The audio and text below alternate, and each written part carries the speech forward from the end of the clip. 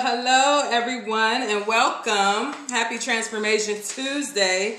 We are on part 4 of Chakras and Stories, the solar plexus chakra. Last week we talked about the sacral chakra, and the sacral, as a little recap, deals with I feel, okay, and that's when I started talking about my baby daddies, how my children got here, how that whole thing, being a teenage mom and all those different things changed my life, okay, so, and what happened from those things. So today we're going to deal with the solar plexus chakra, which deals with your willpower and is blocked by shame. It can be blocked by shame, and it does deal with the ego. Ego is defined as a person's sense of self-esteem or self-importance. So this part and the stories that I have to share about this deals with my working life as a teenage mom and as a mom in general. It was time to get a job. It was time to financially provide for my children. And so I went out into the working world once I got my GED. It's pretty interesting, my work history. Just the other day I was going through cleaning papers and putting on my little certificates and diplomas and the different things that I have educationally wise in little folders so I can have easy access to it. And man, when I say the tears, the memories and everything just started flooding in, because I remember why I made that decision to go take that class, why I made a decision to get this degree or to attain that. My ego or my self-esteem was really caught up in being the good little employee to advance from the bottom to the top. And for me, that meant going from entry level into management. And for most of the jobs that I've had, I've always been a manager. I was always the one that opened early, closed late, made the deposits. I've even had positions where I hired the staff, fired the staff. And I can honestly say that being in management is a stressful thing to have sometimes, especially if you have a family. Because to me, for many years, management meant I'll do it. If nobody else will do it, Ebony's going to do it, and she's going to do it to the best of her ability. Probably a little unhealthy, probably. I think I've only had one job where I took a vacation, and that was my last job. My other jobs have always had to cut me a PTO check because I never used mine, okay? So that goes to show my commitment and my loyalty and dedication to things. It wasn't really healthy for me. A perfect example is I used to work at this little clothing store. It was in the hood, and when I lived in Raleigh, North Carolina. I'm not going to tell the name of the store. But it was in the hood, and so part of that job, I was really ecstatic about that job because it allowed me to be kind of in dealing with clothing and fashion and different things, culture and all those different things. So I kind of enjoyed that job a lot.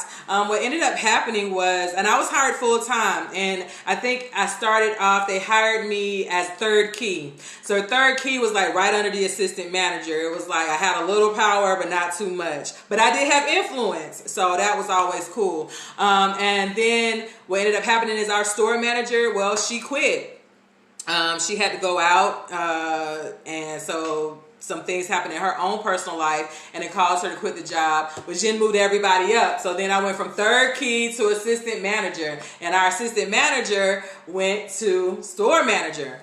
Well, I'm just working. I have a new baby. My oldest is like 8, 9 years old. My youngest hadn't even turned 1 yet. And I was just excited to have this job. It was a management position. I had my own place thanks to Section 8. And I was like a little, my life was starting to get a little footing. I was really becoming more and more independent. Well, this store manager decided that she was going to quit, and how she was going to quit was she was going to just take all the clothes in the store. So that's how she quit her job. She stole all the clothes in the store. I came to work and there was nothing there. So what ended up happening was they're like, well, Ebony, we need you. You know, we lost her. We're going to have to find a new manager. And, you know, at that time, something was going on in the economy. I can't exactly remember what, but we weren't really hiring. People weren't really applying for jobs. And so she's like, if you could just hold down the store for a few days and, you know, everything will be great. And me, you know, being wrapped up in who I think I am, I'm this great employee, I'm working my way from the bottom, you know, one day I want to be store manager and all these different things. Literally began working from open to close Monday through Sunday in this store. And man, I didn't understand stress at that time. I didn't understand that maybe it's not healthy to be the only one in management working the store. Maybe that's why they did have 3 different positions. And I was doing them all. I was doing the hiring. I was doing the firing. I was doing the open. I was doing the closing. I mean, literally like ringing people up. Oh, I mean, like things were crazy, okay? And so what ended up happening was I did this for, I think, a month and a half. I did this open to close. The thing that alerted me to the stress is one day I was taking a shower and I was washing my hair. And when I went like this, a whole clump of my hair came out. I would get the checks. The checks were nice. I mean, these are checks with overtime. These are checks with, so a lot of overtime. It was like regular hours plus overtime. But I was so tired, you know, and then I'm getting off and I'm still dealing with my kids. And so stress took a hold of my life because I was wrapped up in this. I got to be this good employee. And in my mind, I'm thinking, you know, I'm proving to them that I want to work. I want to do this job. And so I'm going to be the store manager. Like, I'm excited. I'm trying to work for this, go for this, go for this. And then one day I come in and there's someone already in the store. And I'm like, excuse me, who are you? And she's like, oh, hi, I'm so-and-so. I'm your new store manager. I was heartbroken. So I asked the district manager, I was like, I'm sorry, I thought that, you know, I said, I'm sorry, I thought that I was going to, you know, be the store manager. I've been the one opening. You know, I advocated for myself. I've been opening, I've been closing, I've been, you know, doing everything. And she told me, well, Ebony, you never applied for the position.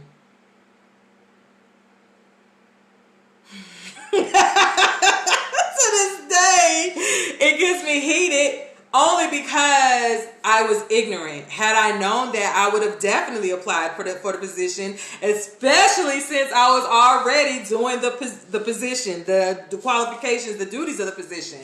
I mean, my heart was broken. I learned through that experience a very valuable lesson that at the end of the day, like, ask more questions. I thought I was asking the right questions, but I needed to learn to ask better questions and find out better information. It was never presented to me. The opportunity was never presented to me. So then I quit.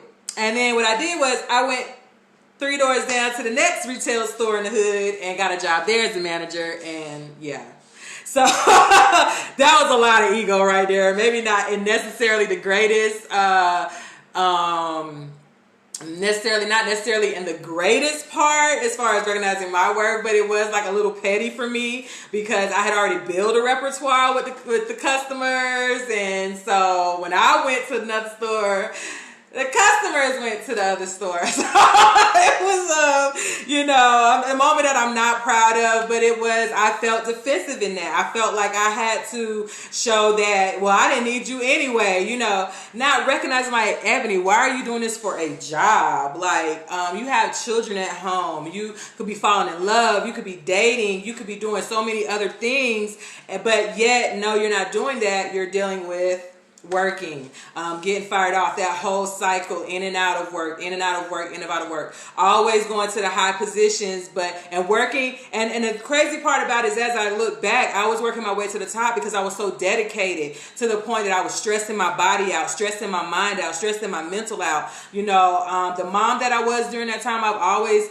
prided myself on being a good mom, but I was a lot more stern in those days with my children. And it's one of the things that I've actually had to apologize to my children children for, because I didn't know. I just thought that I was being a mom. I was going out there, I was working, I was doing what I had to do to provide for them. And in the midst of working, mom's trying to climb this ladder to the top. Mom's trying to better herself. Mom's trying to do what she can do so that we can avoid certain things.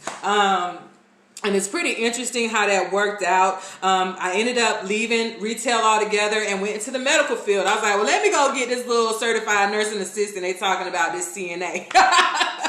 And I'll be honest, that is definitely a trade and skill. Like, shout out to all the CNAs. I don't think they got enough credit during this whole pandemic, during the COVID, but without the CNAs, your nurses can't do anything. Your doctors can't do anything. They're real front line. They're the ones changing diapers. They're the ones bringing water. They're the ones bringing food. And so, you know, I would drop my kids off the daycare after I got my CNA. I got me a little job.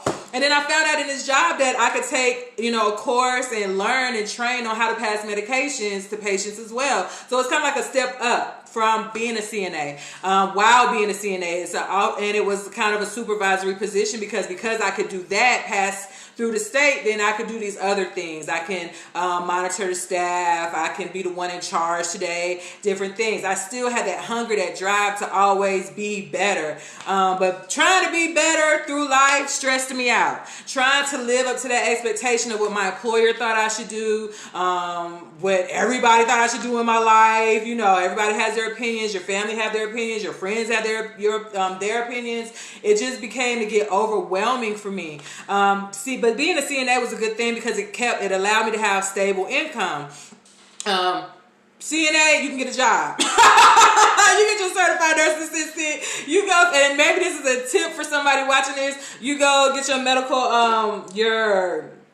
your CNA license or anything in the medical field. You always have a job, honey. Trust me, always have a job. And so that's one of the tricks that I would use. Well, then I found another trick to get me in the door for sure, to get hired on the spot. It was like this thing I had, like, how can I push myself, you know, because I want to do this, I want to do that, thinking that doing these things were going to allow these employers to respect me as an employee. We all know that's not true. I had to learn this the hard way. But I found out that if I would work grave shift, that I would get hired on the spot. It's never failed me. You know, even when I moved to El Paso, that has never failed me. And so I could work grave shift. So grave shift during that time was 11 p.m. to 7 a.m. So I was like, bump it. I'm going to work 11 p.m., 7 a.m. I can get off in time, you know, because my son was a little older. You know, as I was a CNA for, 10, it was a while, we're going to say a good 10 years I was a CNA, okay, and so my son was older, and so because he was older, okay, I'll put him to bed before I go to work, do what I have to do. He'll just get up, help him and his brother get dressed. By the time they ready, I'll get off work, go, take them to school, drop them off to school, because I was one of those moms that did not want my children on the bus. I never trusted the buses. So since God, you know, had blessed me with transportation, I was like, I'm going to take my babies to school. So I get off work, take them to school, drop them off. By the time I get back home, I'm tired now. So now I can lay down and sleep all morning, have me some coffee, lay and watch the soaps, get my sleep pattern however, and then around 2 o'clock, get up to go pick my babies back up, start off again, and then guess what? Going to work that night at 11 o'clock. And I did this for years. But in doing that, what does Ebony like? Does Ebony want to be a CNA, or is this just something Ebony's doing to provide for her family? Am I happy working grave shift, or do I really want to be in my bed at night? Like, these questions didn't become apparent to me until I started getting older and older, and my children started getting older. And then I started really realizing that some of those things and lessons and experiences that I needed from young girl. Remember, we started this with the root. What dealt with the divorce and going into teen mom and blah, blah, blah. And now here we are. I'm in the working field, and it's like, I'm not happy though. I'm punching the clock. I feel successful. I always get promoted, but what is really going on with me or in my life, okay? So that's just a little background story to show that, you know, I had the shame of being a teenage mom, and I had the shame of being a child of divorce. And so now I'm going to go into the work industry, and I'm going to prove that I'm somebody. But in the meantime, in between time, that whole time I was blocking my chakra, I was not being, I wasn't happy, I wasn't balanced. And we'll get into those things actually right now. So today we're talking about the solar plexus, and I know you're wondering, how does that deal with willpower? How are you blocked by shame? What is going on with this ego you're talking about? Well, let's get into it. The solar plexus is located in your upper abdomen, in your stomach area, just above your navel. Okay? It is associated with the yellow color. Think about it. Yellow's happy and bright, and, you know, it's just, everybody sees yellow, they get happy feelings. Like, you know, it's just something positive, okay? It represents your self-esteem, your pleasure, your willpower, and personal responsibility, okay? The central issues of the solar plexus deal with, once again, power, once again, self-esteem, once again, self-image, your energy, your will, and responsibility. See, and through my story, I showed you that, yeah, I had power because I would get to management. It gave me a little self-esteem, self-image, maybe not in the best way. We'll see why. My energy, remember, I was stressed, working that store, open and close every day. That will kill your energy. My will, over time, you'll start getting battered and beat up and all these different things from just working hard. And responsibility. I put all, remember, I've been having responsibility on my shoulders now since I was a big sister to my little brother. So there's been a lot going on. The solar plexus deals with your sense of sight, okay? So what are the goals of the solar plexus? It's for vitality, purpose, strength of will, spontaneity. It deals with your ego identity. Who are you for real? Who are you for real? Okay? It affects your pancreas and adrenal glands, you guys, your respiratory system, your diaphragm, your digestive system, your stomach, your liver, your gallbladder, your kidney, your spleen, your small intestine, and your lower back. And I know the lower back is for real, because you got to think about it. If you're in retail, or you're a cashier, or you're a CNA, or you're in the medical field, you're always moving around, construction, really any job that's hard labor, manual labor, you're going to be dealing with back pain because you're on those hard surfaces. So why is that? Let's talk about it. Physical dysfunctions that can show up from blocked solar plexus: arthritis, digestive disorders, ulcers, colon and intestinal problems, anorexia or bulimia, pancreatitis, diabetes, gallstones, and allergies. Okay? Some of the addictions a blocked solar plexus shows up in are amphetamines, okay, cocaine, caffeine, work, and believe it or not, anger can be an addiction, you guys, okay?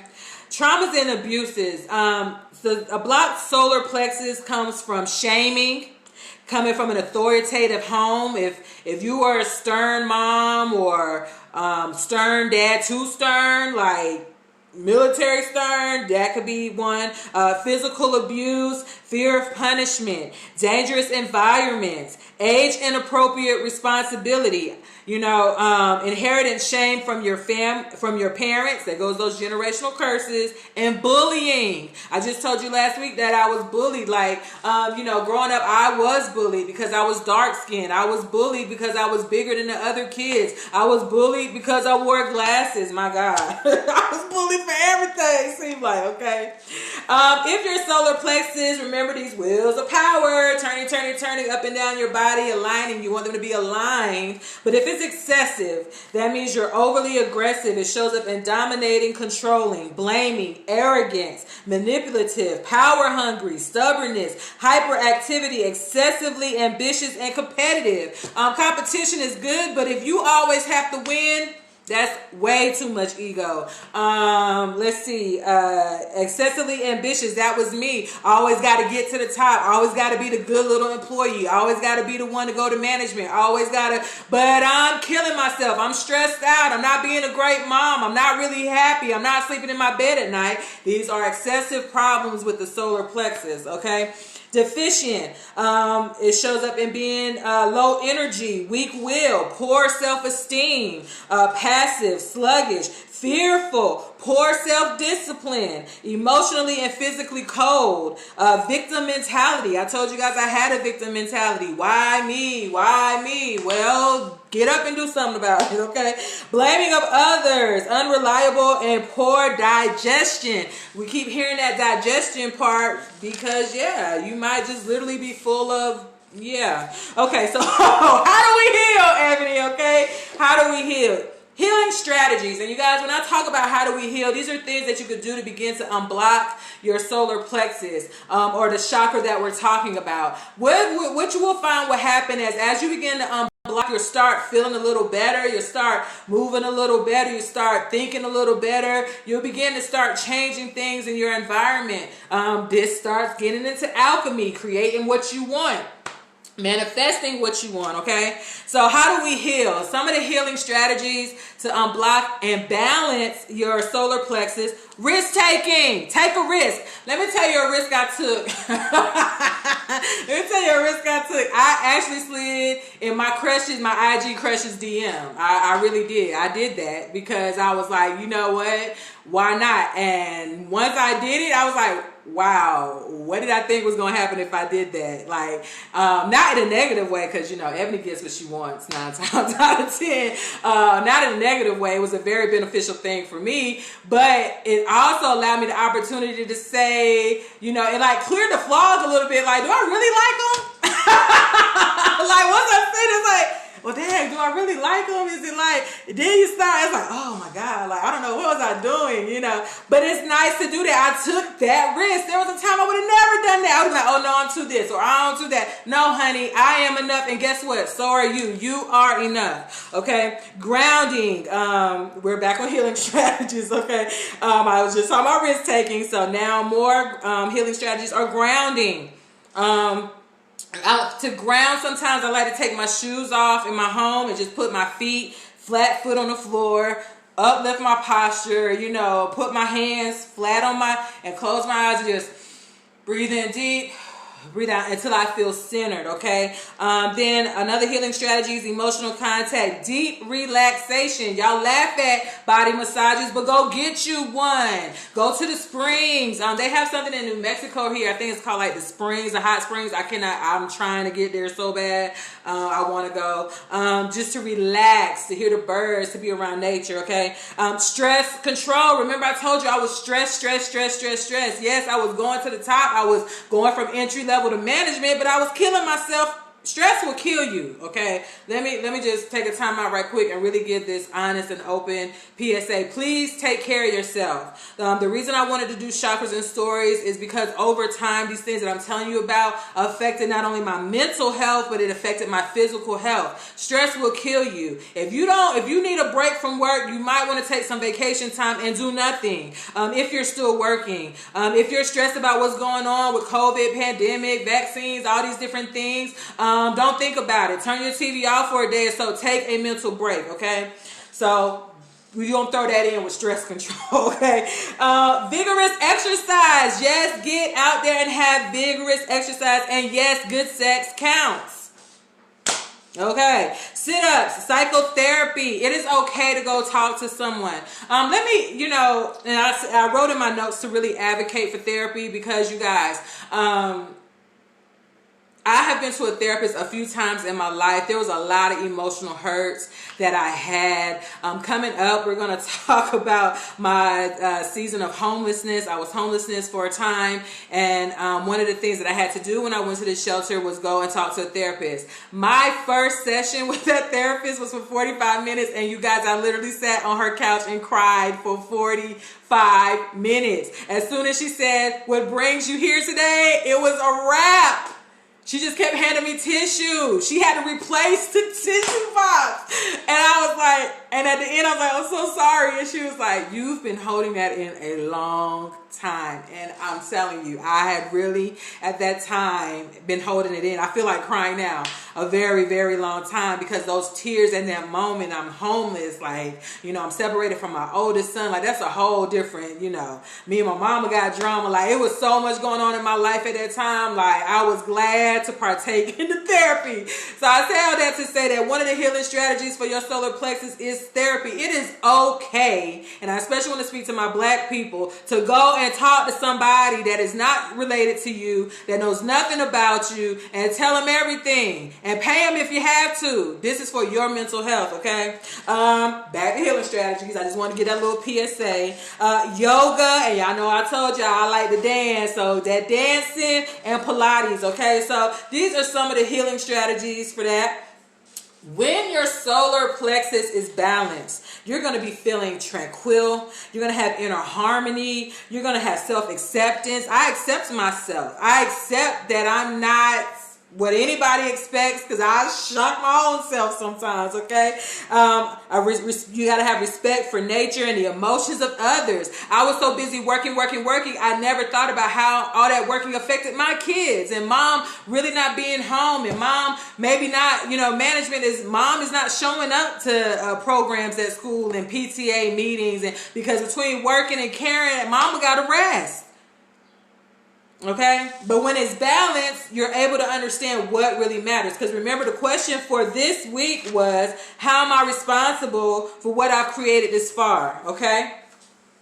When balanced, you're also going to have a feeling of unity with the rest of humanity. Okay, you're going to be responsible. You're going to be reliable. You're going to be confident. You're going to be spontaneous. You're going to have a sense of humor and the ability to meet challenges. I can meet challenges at work, but in my own life, not so much. And I know that sounds a little crazy, but my solar plexus was really imbalanced, because at work, I'm a shining star, but at home, I'm getting evicted. My bills, you know what I'm saying, I'm struggling trying to feed, I'm missing paid due dates, you know what I'm saying, and then trying to fall in love and being distracted with that, and oh my goodness, like all this stuff is happening. But at work, I'm the bomb though.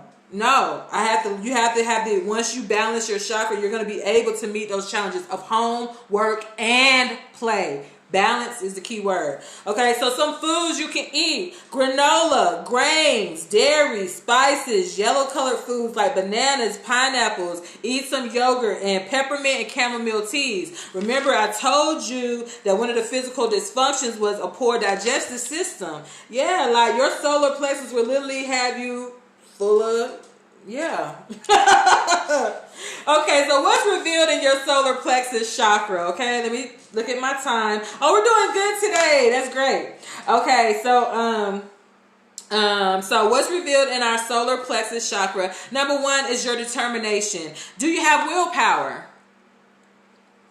Do you have the willpower to say, you know what, maybe I'm an at-home mom and I can still make income. Maybe I could be an entrepreneur instead of going to clock in somewhere. Maybe I can create my own business. Maybe this little cookie treat that I make for the neighborhood kids, I can sell it. Or maybe this little whatever that I do, I can, you know, because I'm determined to make a difference and make an income while doing it. But because I'm this, then maybe this will work better for me, okay?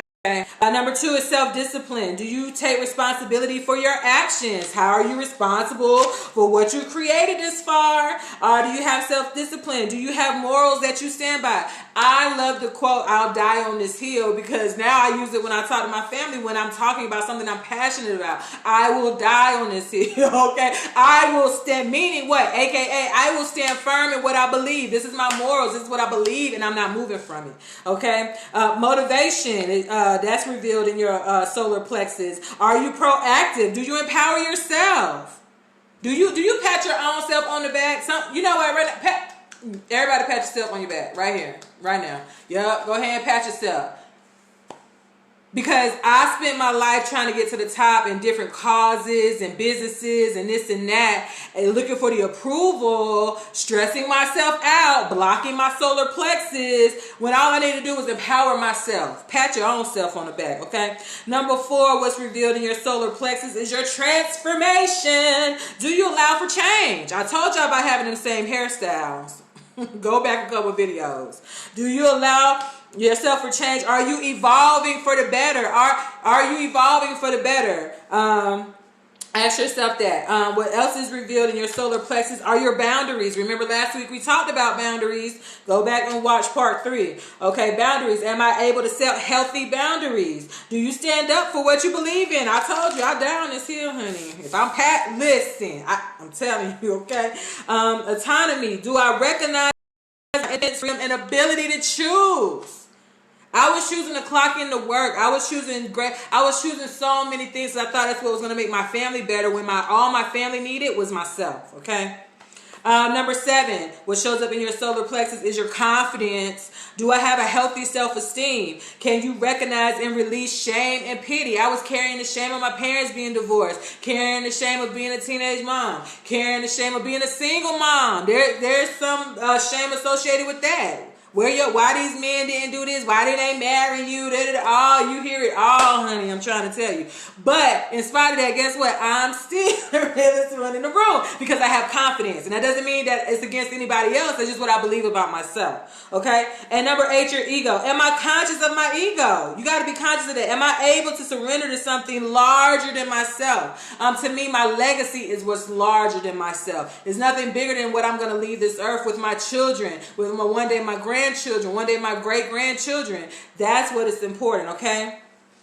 So I'm going to do something a little different, and I want to give you guys the opportunity to journal some things for yourself. And so I found some journal prompts, and so I want to read them to you. And I'm going to read them slow, so you can go back and rewind the video and write them down for yourself, and maybe take time to really look at your solar plexus, okay? So, solar plexus journal prompt number 1 is, how can I create emotional, mental, and energetic boundaries? I'll read the question again. How can I create emotional, mental, and energetic boundaries? Okay? Number 2, journal prompt. Ask yourself, what are 3 ways I squander my energy? What are 3 ways I squander my energy? Okay? The next journal question, number 3, do I feel overly responsible for people? Ask yourself, do you feel overly responsible for people? Okay? Journal question number 4. Where have I been playing it safe? Ask yourself, where have I, been playing it safe? Okay. Question number 5. How am I responsible for what I've created this far? Okay. And